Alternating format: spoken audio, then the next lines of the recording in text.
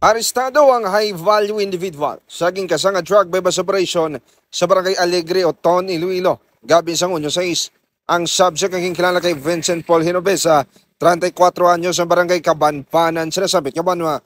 Sunod kay Police Captain Ryan Craisinot, team leaders ng Regional Police Drug Enforcement Unit 6, Garabaklan sa isa ka plastic sa Garapatian Cebu. Ang subject gamit ang 15,000 pesos ka bypass money. Ginpayag pa sini nga undercover duga sa posisyon sa subject.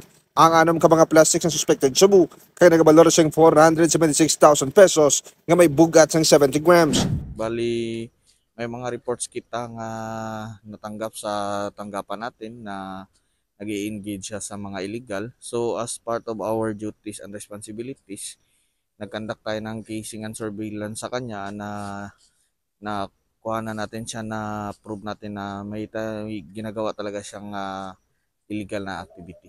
Nagdangat naman sa tatlo kasi manang monitoring sa pulis sa subject kag naibaluan nagadulong pa ini siyang droga sa primero distrito sa probinsya sa Iloilo. Kag mga K5 wala naman naghatag pa sing komento ang ining subject saging kasa nga drug bypass operation. Kag siya nagapangatubang sa paglapas sa Comprehensive Dangerous Drugs Act of 2002 o Republic Act 9165.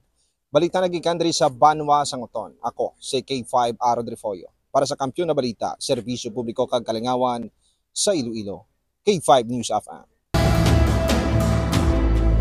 Ang ining balita ang ginadulong sa inyo sang DTX Coffee Mix. Himo sa natural nga sangka pareho sang amarkuso, chia seeds, sugared cane extract powder. DTX Coffee Mix. Nakakapi ka na, naka-detox ka pa. DTX Coffee Mix. Mabakal sa mga butika.